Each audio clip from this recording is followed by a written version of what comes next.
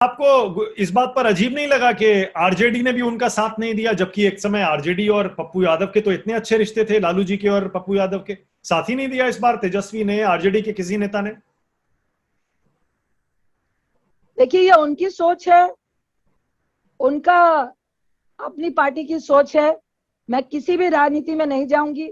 मैं सैल्यूट करूंगी कि बहुत सारे आरजेडी के भी विधायकों ने, सांसदों ने, बहुत सारे बीजेपी और जदयू के एमएलए ने, मिनिस्टर ने मानवता के लिए, इंसानियत के लिए आगे आए और उन्होंने अगेंस्ट किया कि जो हो रहा है वो बहुत गलत हो रहा है। मैं उन सब का धन्यवाद करती हूँ।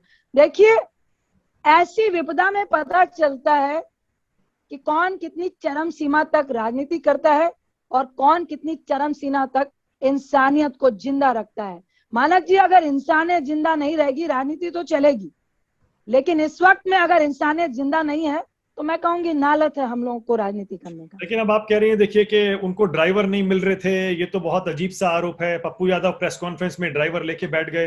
अभी तो आप खुद भी कह रही हैं और मैं आपसे सहमत हूं कि इस समय तो घर से बाहर निकलते हुए लोगों को डर लगता है। कौन, बताइए, कोविड मरीजों के लिए एम्बुलेंस चलाने के लिए कौन आसानी से तैयार होगा?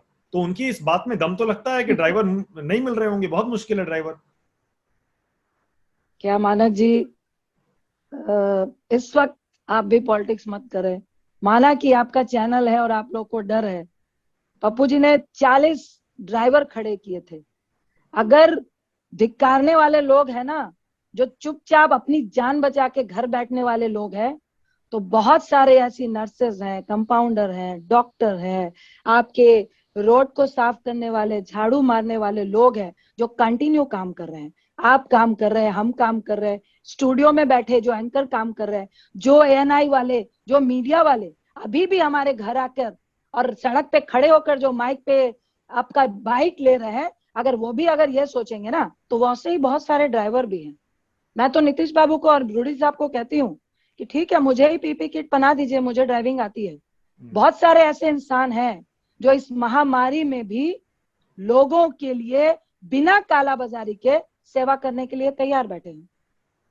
अब आपने जो ट्विटर पर लिखा है, आपने ट्विटर पर यह लिखा है कि अभी तक तो पप्पू यादव कोरोना नेगेटिव है, अगर वो पॉजिटिव हो गए तो उसकी साजिश का ठीकरा जो है, उसकी साजिश की जिम्मेदारी वो सारी सरकार की होगी।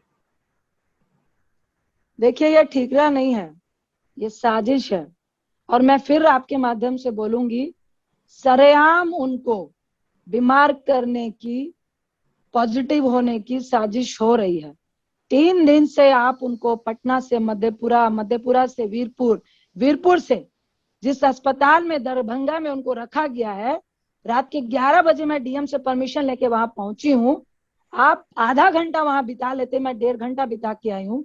पूरे मोटे मोटे मच्छरों में, पीछे खिड़की जहाँ खुलती है वहां नाला है, और जो शौचालय का गटर है वो सामने में है, उसका आधा ढक्कन खुला हुआ है। और आज जब इनके जाने से पहले पूरे हॉस्पिटल के चारों तरफ घुटने भर पानी था, और इस साइड सारे आईसीयू के नाम पर सारे पेशेंट हैं।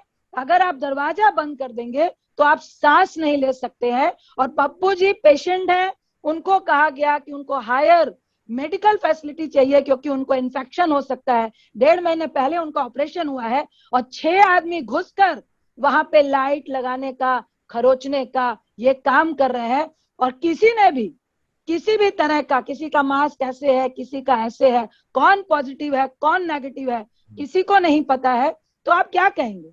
ये एक एज अ पत्नी भी मैंने नीतीश बाबू को कहा है, और एक राजनीतिक व्यक्ति के सेवा करने से अगर किसी का कद बड़ा है, आप जिस छिछोरी और इगोइस्ट राजनीति के चलते उसको मारने की कोशिश कर रहे हैं, मैं फिर बोलूंगी, जो कंडीशन आपने पैदा की है और जिस हालात में आप पप्पू जी को वहां पर रखे हुए हैं, निश्चित तौर से, कल भी मेरी डॉक्टर दीप गोयल से बात हुई जिन्होंने ऑपरेट किया, वो आश्चर्य कर रहे थे कि इस तरह से कैसे कर सकते हैं।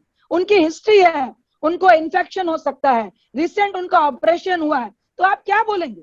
मैं आज भी बोलूंगी कि नीतीश बाबू, जिस तरह के हालात आपने पैदा किए हैं, ये मानवता को नहीं दर्शाता, इंसानियत को नहीं दर्शाता है।